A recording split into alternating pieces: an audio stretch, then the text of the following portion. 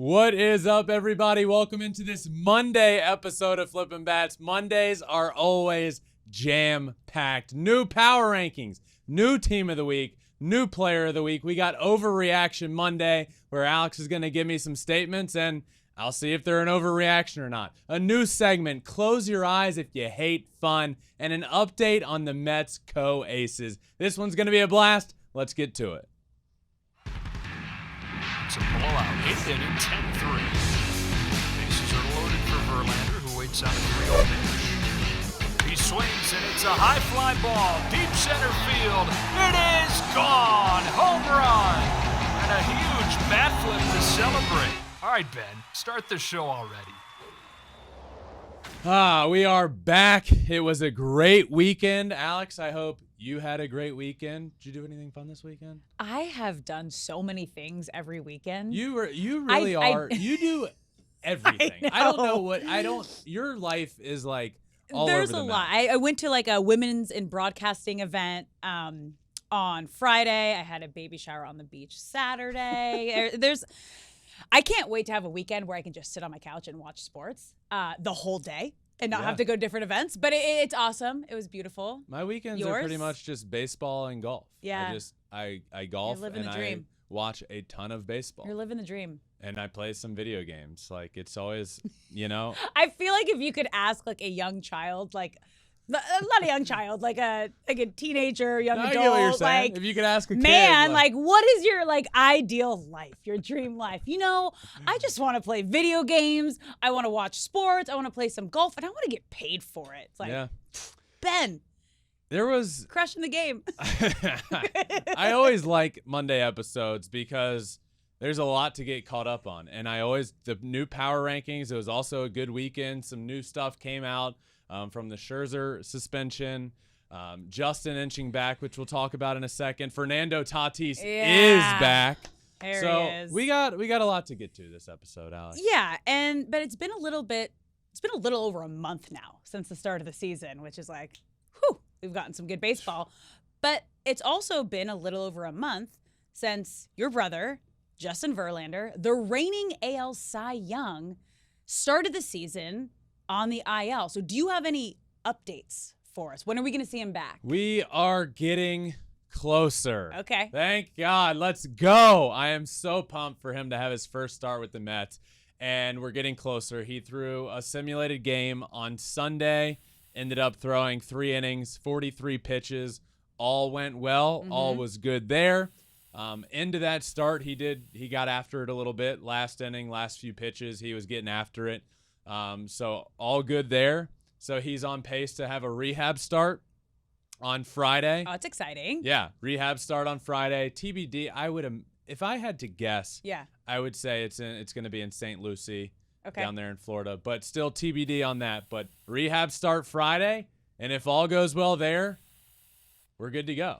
So did you talk to him? How's he feeling? Anxious to get back. Yeah, that makes sense. Very, very anxious and ready to get back. So, this is all good. Simulated game. It went well. Rehab start coming. So, Anthony DiComo tweeted this as well, that Justin threw 3 innings of a simulated game. He remains scheduled for a minor league rehab start on Friday, which will set him up to return the first week of May in Detroit, assuming everything goes well, which is also kind of poetic in itself. Yeah.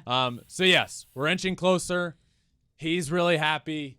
He's anxious to get going. Obviously, it's been very difficult for him this year, not, signing a new deal with a new team in a new city and wanting to prove yourself and then having to start the year, but being cautious with everything and setting up for a big year and hopefully a long and healthy season. So definitely good news there for sure. Yeah, excited for that. But we got more Mets pitching news. We talked so much about Scherzer last week, but there's more. There's more. Max Scherzer officially accepted his 10-game suspension, Ben. So, yes. Now, when this first happens and it's on the field and you hear Max talk post-game, it's like, well, this guy is going to appeal the second that he is handed his suspension. And he announced that he was going to. However, he ended up not appealing and accepting the 10-game suspension. But the reason is why I want to talk about this, because Max wholeheartedly does not believe he did anything wrong, and I think 99.999% of people know that as well. There might just be Phil Cuzzy that thinks he was doing something super illegal here.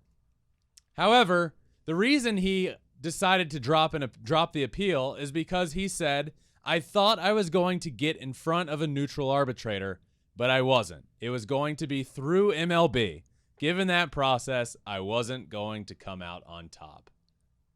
Isn't that nuts? I mean, you're going through an appeal process and it's going to be somebody through MLB. I mean, just ridiculous. This whole situation is crazy. It doesn't seem fair, but what's done is done. He's accepting the suspension. Just take the L at this point. It's 1 to 2 starts maybe, which isn't that big in the grand scheme of things. However, obviously their co-2 aces aren't in right now. Right. Justin's on his way back. Obviously, Max is going to miss 10 days. So yeah, it is what it is. It's unfortunate. Ultimately, like you said, a 10-game suspension for a pitcher ends up being 1 start and then you can pitch on the day you're back, right? So it's about a start. If this were a position player suspension, you're probably looking a position player getting suspended for 10 games. If it would probably be more like in the 3 game range, you know, like 10 for a pitcher, 2 to 3 for a position player. Yeah. But Max is well into his suspension, about, almost halfway there. So he'll be back soon. And hopefully things keep going as planned, and Justin will be back soon as well. Huge for the Mets. Yeah. But, someone else who came back this past week Tatis. and this weekend, Fernando Tatis Jr., he is back, and he hit his first home run back in the big leagues. Yeah, I don't think that should surprise anybody. We saw what he was doing in the minor leagues. He was on an absolute tear. So his first series is in the book over the weekend, got his home run, got another hit, but he's hitting the ball hard. Like, this is exactly what the Padres needed, was a guy that has the energy and charisma. We saw him, he's back to rounding the bases on his home run, doing his big hop step before third base, his signature Fernando Tatis move, and it's just so big for the Padres. It's big for the game of baseball, and if we can put in the past what was done and forgive, not forget, but forgive, and hope that he has matured and improved, and he has learned some things, then Fernando Tatis being back out on the field, playing baseball, bringing the energy and the talent that he does is a very, very good thing for the game of baseball. So happy to see him back out, and I hope he has a healthy and matured and everything goes well for the rest of his career. Same. That's what I hope. I'm with you. I mean, I said it. I've said it every week as we've talked about him. I had him in as one of my sneaky favorites in the MVP conversation. I would certainly say it is not an overreaction to say that Fernando Tatis might win an MVP award in his career. I do believe that to be the case. But well, Ben, thank you for leading us to our next segment. Yeah. Overreaction Monday. All right. Are you ready? Get to it. Yep. I'm going to give Ben some bold statements, and he's going to tell me whether it's an overreaction or not. So let's get started with our first one. Pete Alonso will lead Major League Baseball in home runs this season. Ooh. So Max Muncy over the weekend has current leader taken the crown there as of right now. Alonso was kind of holding down that spot for a while, and then Max Muncy went on a stretch where 10 of his last 14 hits were home runs. So hot right now. 10 of his last 14 hits went for homers. That is insane. So basically, it's not like they're far apart. Basically, this question becomes, do I think Pete Alonso can hit more homers than Max Muncy for the rest of the year, and everybody else? So, like, I'm not gonna say because Max Muncy's in the lead right now that means like he has this extreme advantage. So, Pete Alonso has more home runs than the Washington Nationals so far this year, which is a great fact. So here's why I say this is not an overreaction. Okay. Pete Alonso, since he came into the league in 2019, the year he hit 53 home runs, came into the league in 2019. Since that, he has 156 home runs, and that is the most home runs in baseball in that span. Considering that the 2020 season was shortened due to COVID, That number is Wow. insane to Yeah. me. 156 homers since 2019. One of those seasons being under a half of a season, which is just wild. He reached 100 home runs in 347 games, which is the fastest in history. So I believe in Pete to keep doing what Pete does. Like, is he the best hitter in baseball?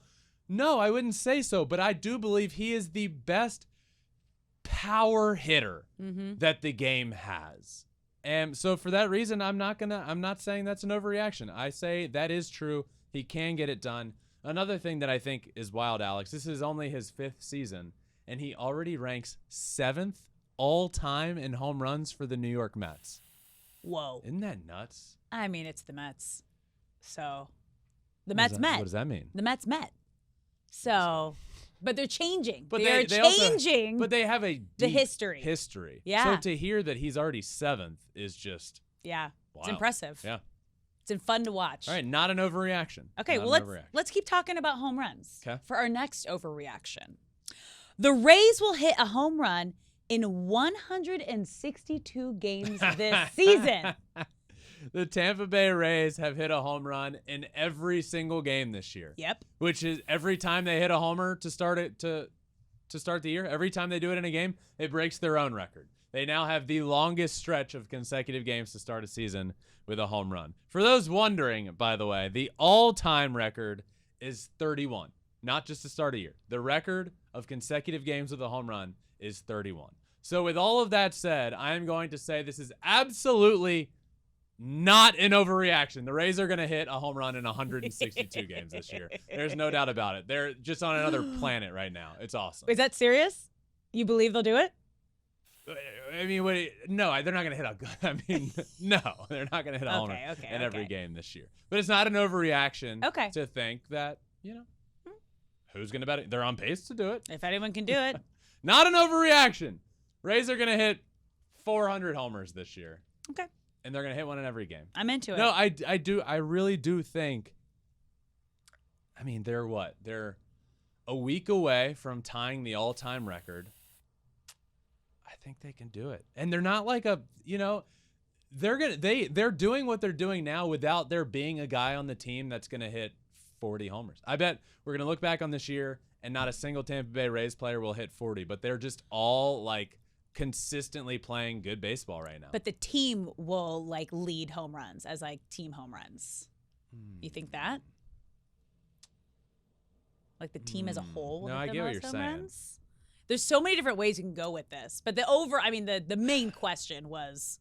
Yeah, that's definitely not an overreaction. Yeah. The Rays are never going to play another game in the history of their franchise without hitting a home run.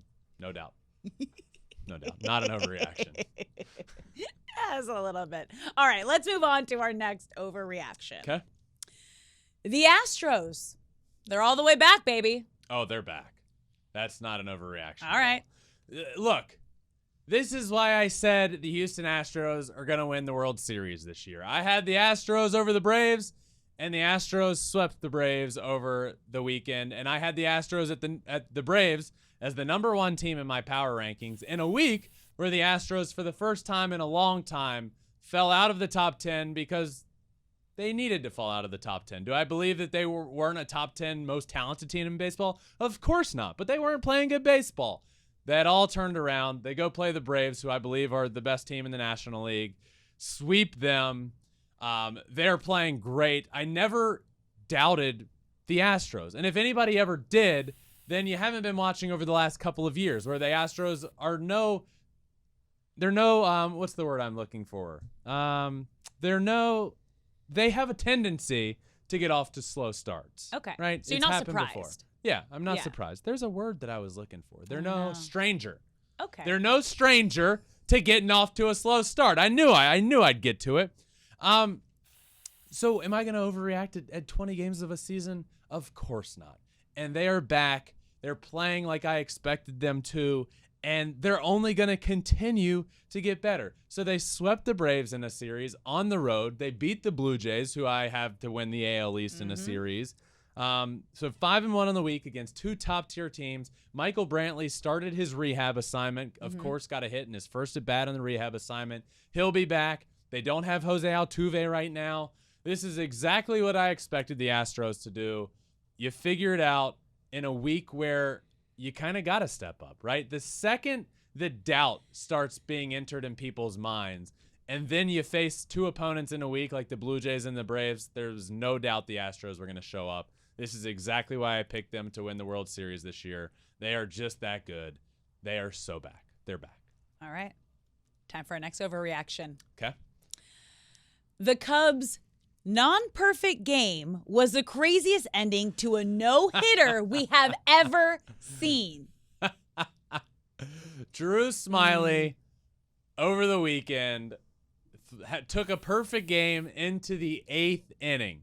We got that close to seeing the first perfect game since Felix Hernandez. And then an absolute rocket off the bat that went about 15 inches. A swinging bunt down the third baseline brings this all to an end. But it wasn't just the swinging bunt. It was Drew Smyly running over to the line to barehand, turn, and throw. And the catcher, Yan Gomes, running to the third baseline and going to barehand and turn and throw. And Smyly getting the ball and them colliding on the third baseline. It basically looked like Yan Gomes was trying to sabotage the perfect game and was saying, no, and went and turned into Ray Lewis and tackled him onto the ground, thus bringing an end to a perfect game in what was one of the most insane endings that you can ever see to a perfect game. It was heartbreaking. It was jaw-dropping. It was weird. It was unfortunate. It was sad. It was like, WTF is happening right now? Like, I think I hit almost every emotion watching. I laughed. I felt sad. It was just so weird. It was. It was so weird. So let me get back to the question. Okay. I am going to say, after all of that this is definitely an overreaction. What? This is not the craziest ending. For the craziest ending, let me take you back to June 2nd, 2010. I was sitting on my couch. I remember it like it was yesterday. And a ground ball was hit to first baseman with 26 outs, 2 outs in the 9th inning. Ground ball hit to Miguel Cabrera. He backhands the ball. He throws to Armando Galarraga. The out is got at first base. He beats the runner by a step and a half, and Jim Joyce calls him safe. And this was before instant replay, so you couldn't review it. The perfect game that was perfect was incorrectly called, and the runner was given a hit. The perfect game, the no-hitter, came to an end, and it was the most heartbreaking thing that I think I have ever seen. I was sitting on my couch in tears. I could not believe it. Jim Joyce made the wrong call. It wasn't even close. It was heartbreaking.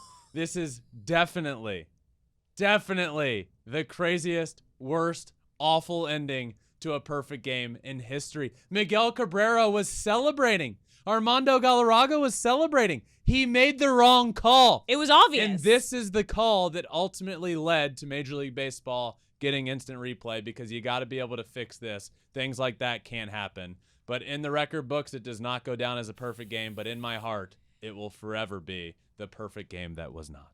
Oh, yeah, that's fair. That was like, I was even like over here, like holding my belly, watching it again. Oh my God. He's a step and a half. I don't get it. It's not even close. Not even close. And also, not even close. When this is before instant replay and stuff like that, you got to err on the side of out. If it's bang, bang, err on the side of it being out. This wasn't even close to being bang, bang play at first base. He was clearly out, and he was called safe. And the next day, Jim Joyce and Armando Galarraga brought out the lineup, or Armando Galarraga brought out the lineup card to home plate and put his arm around Jim Joyce. He cried. Jim Joyce was in tears. He felt so bad after the game. He was getting, this is awful, but he was getting death threats. Yeah. And down in the locker room, Armando Galarraga went over to talk to him in the tunnel, and they just like hugged, and he said, "I'm sorry," as he was crying. It's a really, really awful situation. But now we have instant replay. Now we have instant replay. And yeah, that was the craziest ending to a that's perfect fair. game ever. That's fair. Okay, one more Overreaction Monday. You ready for this? I'm ready. 2 teams from the NL Central will make the playoffs. Is this an overreaction? Well, we're guaranteed one. We'll Yep. start there. There's got to be one. It's looking more and more as the season goes along like it's going to be the Brewers. The Brewers are playing great, and the team that I really believed in this year to be that team is the Cardinals. They're not playing good at all. So do I think the Cardinals, as of right now, can get into the playoffs? No, I do not. And that's because they're not playing great. There are 2 other teams in this division, Alex, that need to be talked about for a different reason. Let's start with the Pittsburgh Pirates. Raise the Jolly Roger 7 times in a row. Red hot. They have won 7 games in a row entering Monday. They are 16-7. Their starting pitchers have a 2.15 ERA over the last 2 weeks, which is the best in baseball in that stretch. The Buccos are back. The black and gold. They're playing great. McCutchen is back. He's hitting 275. They have veterans on this team that have paired really nicely with the young guys on this team. Cabrian Hayes and an O'Neal Cruz, who it's heartbreaking, but he fractured his ankle and is out for a long time. I would love to see what he's doing on this team now, but you know, it's the perfect storm of like just a good story. It's fun to see the Pirates playing good baseball and to see PNC, that beautiful park with more fans there. So things are looking good there. Do I think the Pirates will make the playoffs this year? I do not. Oh, okay. But I would like for it to happen. I think it would be awesome. I want another blackout game in Pittsburgh, like I need air to breathe. But I don't think I get it this year. But they are clearly heading in the right direction. I think Cabrian Hayes and O'Neal Cruz are the left side of the infield for the Pirates for a long, long time. And this is just me personally. Are the Pirates going to do the right thing and lock up their guys for a long, long time? Well, who knows? So the other team being the Chicago Cubs, who are off to a very good start as well, sitting at 12-9. Bellinger hitting 300. Is Bellinger back? We said this. Sometimes you need to change the scenery. And we were hoping he was going to be back with a new team. Is Belly back? Belly's back. I don't know. I think we can say MVP it. Belly, I don't think we see that again. All-Star Belly, I think we're seeing it. Mm-hmm. I hope so. The guy's incredible. When he's going right, he's so much fun to watch. Cubbies are playing good baseball. And Alex, I feel like I say this every episode, and I've said it all year long, and I said it before the year. The Cubs are going to surprise some people, and they will be in contention until the last week of the year. And I think they had the best offseason of anybody in terms of making their team better. Alas, do I believe they are a playoff team this year? I'm going to say no. Oh, so this is an overreaction. The answer is this is an overreaction. I think we get one team out of the NL Central. Okay. That is my answer. One team, Alex. One team out of the NL Central ultimately makes the playoffs. Uh-oh. Uh-oh. What's that? Uh-oh. Close that? your eyes, everyone. Close your eyes if you hate fun. Because listen here. Listen here, everyone. The content of this segment is going to make some angry baseball fans not very happy. Because we got some fun and exciting things going on around Major League Baseball. So look at the shirt. It's Ronald Acuna on the shirt. There and you it go. says, close your eyes if you hate fun. And Ronald Acuna Jr. was doing exactly that this year. He hit the gritty as he crossed home plate, Alex. And not after a home run, not after something spectacular that was done. He's just out there having fun, hitting the gritty, and having fun on a baseball field. And it is going to piss some people off. And that's why we got to sound the alarms. We got to do this new segment. Close your eyes if you hate fun. And Alex, I tweeted this. Ronald Acuna just hit the gritty crossing home plate. Close your eyes if you hate having fun. And as you could imagine, the response was legendary. The people that don't like fun in baseball were out in full force. Why would he do that? He wasn't hitting a home run. Stop doing that. Get off my lawn. Let the guy have some fun, can we? That's what the game is all about. That's what this game needs more of. It needs more fun. I'm going to read some of the tweets I got. He scored on an overthrown ball to first base and acts like he hit it out of the ballpark. No, he didn't. He just wanted to hit the gritty as he crossed home plate because he was scoring a run for his team. Is that a problem? Gritty if you just got swept. Well, at the time they were winning, but that's a great response. No, LOL. The gritty does not belong in baseball. That looks ugly. Disagree. The gritty's great. If you do it well, great. If you do it poorly, also great. It's a lot of fun. Another tweet. Except I'm right. You're crying about players having fun. This isn't your Pee-wee glory days, little fella. This is the real world of professional baseball. There was a legitimate argument in my comments. This isn't Pee-wee baseball, little fella. I just do people forget that they are playing a game? Right. They are playing a game. Men are getting paid millions of dollars to play a game, and we are watching, and it's entertainment. The whole point is we are sitting on our couch or sitting in our seats in the stands getting entertained. Are you not entertained? Bat yes, flips. I am. Yes, Bat I flips. am. Give me everything. Strikeout struts. Everything. Hit the gritty. Just more. Do it respectfully. More is more. But do it. Have fun. Just have fun playing the game of baseball. That's what it's all about. That's what baseball needs more of. Home run celebrations. They've been awesome this year. Single, double celebrations. They've all been fun. The Orioles do something for everything. A single, they turn on the faucet. A double, they do the sprinkler and the dugout spits water in the air. A home run, the dong bong. Ronald Acuna hitting the gritty, crossing home plate. It is fun.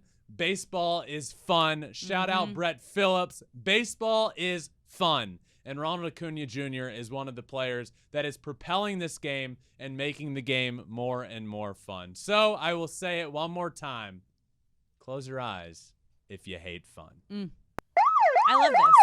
I love it. This is I think we are two of the people who promote fun in this game and talking about this game and growing this game. Yep. And think about little kids watching this at home and playing wow, I could do that. I could have fun, follow my dream, but also love what I'm doing every single day and have fun out on the field.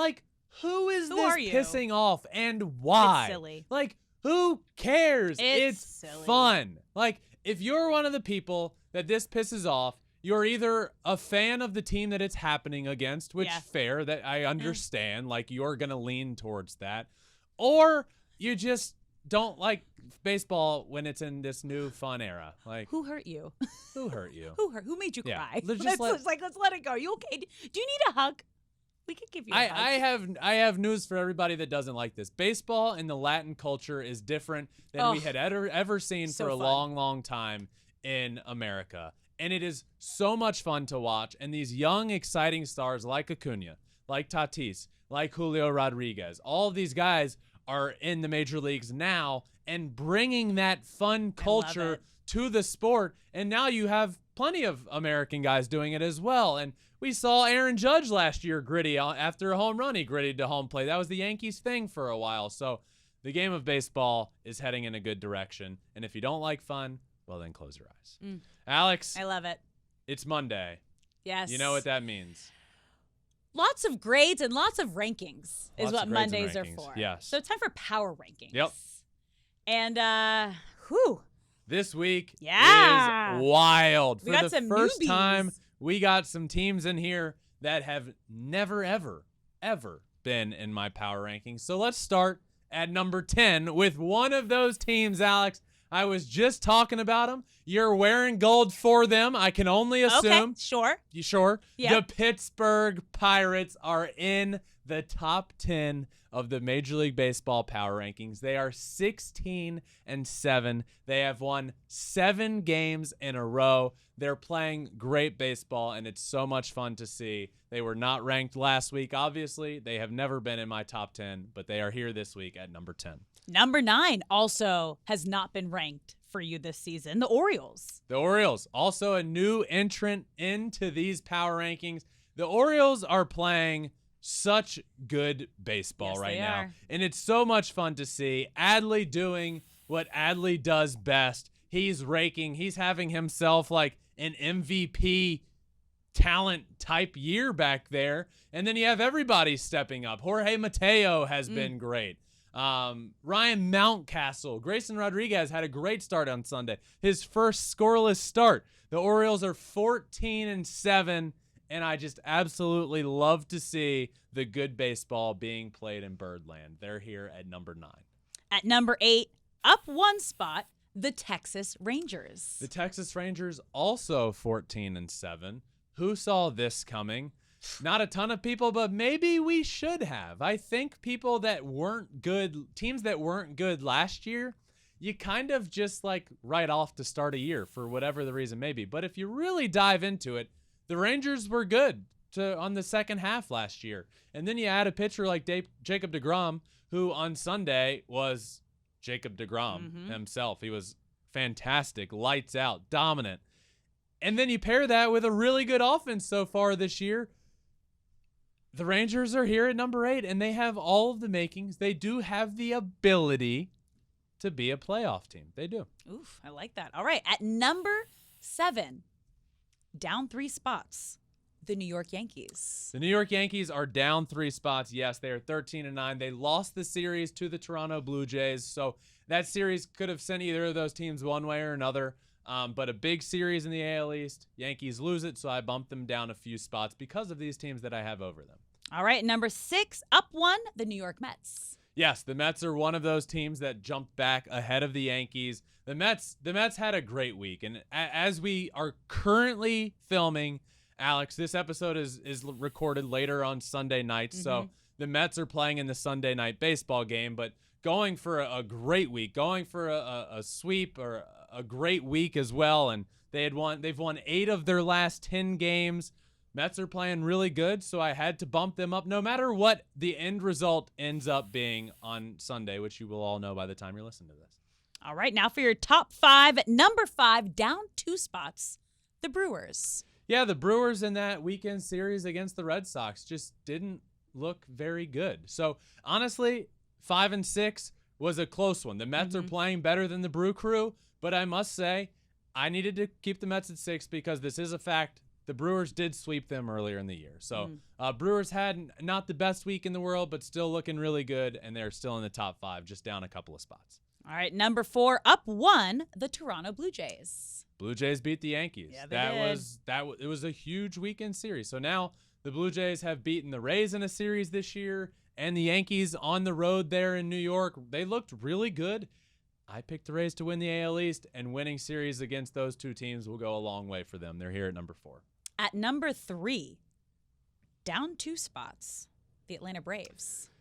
Yeah, the Braves got swept by the Houston Astros. So they were at number 1 last week, and just not a great week. I still believe the Braves are very, very good, and I stand by what I said and what John Smoltz agreed with. If you heard him talk about it on Saturday, I said I think not only is this Braves the best team of the last decade, I think it's the best team since the early 2000s. John Smoltz went one further and said this Braves might be the best Braves team since the Hank Aaron days, if not ever. That's how talented they are, but they did lose to the Astros this week. They're here at 3. Who were at number 2, and they were not ranked last week. What a jump, the Houston Astros at number 2. Look, the Astros weren't out of the top 10 because of a talent difference. They just weren't playing like they deserved to be in the top 10. But you go into a week and you beat the Blue Jays, who are a top 5 team in the power rankings, and you sweep the Atlanta Braves, who are at number 1 in the power rankings, and the consensus to be right as of this week the best team in the National League. You sweep those guys, you get back into your good form, which is why I predicted them to win the World Series. Yes, they weren't ranked because they weren't playing like they deserved to be. This week, they went above and beyond and certainly deserve to be back inside and ahead of all of these teams. Like, what am I going to do? Put them behind the Braves, who they just swept? No. Behind the Blue Jays, who they beat in a series? No. No. They deserve to be where they are, and I have them at number 2. And back on top, up one spot, the Tampa Bay Rays. 19-3. Whew. The Tampa Bay Rays are 19-3 and have hit a home run in every single game this year and are on a historic pace. And they're on pace to, I don't know, 19-3. What is that? On pace to win like 140 games? That would be pretty cool. Mm-hmm. Does it happen? Maybe, but maybe not also. We'll see. Either way, 19-3 gets you back on top of the power rankings, and the Tampa Bay Rays round out this week's top 10 Major League Baseball power rankings. Good stuff. Good stuff. That's a lot of movement this week. A lot of movement, yes. 3 non-ranks last week in good stuff. Now let's get a little more specific, and let's move on to your team of the week. Yep, team of the week. I go position by position, picking the best player from each position in baseball from the week that was, including a designated hitter and including a starting and closer. So let's start at the catcher position. Yeah, who do you got behind the plate? At catcher from the Texas Rangers, Jonah Heim. 462, 2 home runs, 10 RBI, and 6 walks. What more do you need to know? 462 from a catcher. He's here on this week's Team of the Week. All right, moving to first base, Pete Alonso. Pete Alonso just keeps hitting homers. 300 with 3 homers on the week and 10 RBIs. That will do enough to get you on the Team of the Week. He just, even in a tough ballpark to hit homers at night in San Francisco, Pete just keeps leading the charge in home runs. Well, he's right there with Max Muncy now. Yep. But Pete's doing great. Which might be a little foreshadowing. All right, let's move to second base, Marcus Semien. 455 with 3 home runs and 12 RBI. I mean, this is the guy that you paid him a lot of money to be there for a lot of years last offseason, 2 off seasons ago. 455, 3 home runs, and 12 RBI. It's a remarkable stretch for him. Marcus Semien had what was, I believe, a down year last year. But it started with that stretch he went on, which was just inexplicable to start the year without hitting a home run for like the longest drought of his career. It was wild. And then the second half on, he was really good. And to start this year, he's been fantastic. And this week was next level. It was also next level for your third baseman, the home run leader right now, Max Muncy. 333 with 4 home runs on the week, 5 RBI, and 9 walks on the week. Look, Max Muncy, this is all you need to know. His last 14 hits, 10 of them have been home runs. That's remarkable. Yep. Yeah, end of story. He's my third baseman. Moving to shortstop, Tommy Edman. Tommy Edman has been playing some really good baseball. 333, 2 homers, 7 RBI. This was I was looking over these numbers last night. It was more of a down week for shortstops around baseball. We saw Bo Bichette last week hitting like 500. But this week, Tommy Edman was the cream of the crop. 333, 2 homers, and 7 RBI. That's a good week, and it was enough to get him on this week's Team of the Week at shortstop. Love it. Now we're moving to the outfield. Yep. It's just 3 outfielders, not necessarily by left field, center field, right field, just the 3 best outfielders from the week. Who's your first player? First up, Adolis Garcia. 3 home runs in a game the other night for the Texas Rangers. 364, 4 home runs, and 14 RBI on the week. He's my first of 3 outfielders. Next up for me, the Los Angeles Dodgers rookie. Oh, no, we're going second. Yep. Brandon Nimmo. That was foreshadowing. Which Dodger? Well, you might know. Brandon Nimmo is my next outfielder. 484. A 500 on-base percentage. I'm not great at math, but I know that that's almost half. He got on base half the time this week with 2 homers as well. 484. Nutty. Insane. He's my second of 3 outfielders, which leads to my last one, who you now know is from the Dodgers, but it is the rookie sensation, James Outman. 370, 4 home runs, 9 RBI. He's breaking records for Dodgers. 6 home runs so far through the month of March and April, which is an all-time Dodgers record for a rookie. The guy is on a tear. So those are my 3 outfielders: Adolis Garcia, Brandon Nimmo, and James Outman. All right, now moving to designated hitter, Wisdom. Patrick Wisdom, 290, 4 home runs, 10 RBI. Patrick Wisdom is just mashing to start the year. 4 more home runs. I would love to see. Patrick Wisdom has always seemed to be like a boomer bust kind of guy. Like, literally, it's either a home run or he's prone to strike out a good bit. 290 on the week, a higher batting average this year than I would love to see. I would love to see Patrick Wisdom hit 275 with 35 homers this year. That feels doable. That would be great. That feels He's my doable. DH. All right, let's head to the mound. Your starting pitcher, Zach Gallen. He got 2 starts on the week. He didn't give up a run. He gave up 4 hits in 13 2/3 innings, 18 strikeouts on the mound, 2-0 on the week. Remarkable. When I do the team of the week, guys that do get to throw twice have an edge, especially if you throw well. Always. He threw twice, and he was lights out for both of them. So Zach Gallen is on the mound for me. Wrapping it all up, who do you got at the back end of the bullpen? Josh Hader. Yeah.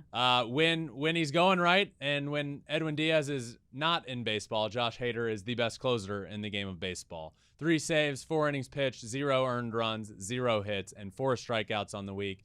That is enough to get you the closer on Team of the Week and enough to close out this week's Team of the Week. Which leads, Alex, to our Player of the Week. But I don't know yours. Good. I have my Player of the Week, and you have your Player of the Week as well. So I'll just continue with my Team of the Week, and then we'll let you get to yours. My Player of the Week this week is Marcus Semien of the Texas Rangers. I mean, it's hard to do better than 455 on the week with 3 homers, 12 RBI, and scored 9 runs. That's a good month. He got enough hits in the week for a decent month for a player. That's how good he was. My Flippin' Bats, or Ben's Player of the Week, is Marcus Semien. I won't say the Flippin' Bats Player of the Week because, Alex, we now get to hear who yours is. Yeah. That Max Muncy. Whew. So hot right now. Dodgers third baseman. He has just been on fire this week, and he is my Player of the Week. I mean, we've said it, I think 2 or 3 times in the show. 10 of his last 14 hits were home runs. He got 5 home runs this week. Blasted number 11 on Sunday, taking the Major League Baseball lead. Like, he is just absolutely on fire. Yeah. Whenever he gets to play at Dodger Stadium in a week, or in Oracle against the Giants, you know it's going to be a good week for Max Muncy. So Marcus Semien, my Player of the Week, and Max Muncy is your Player of the Week.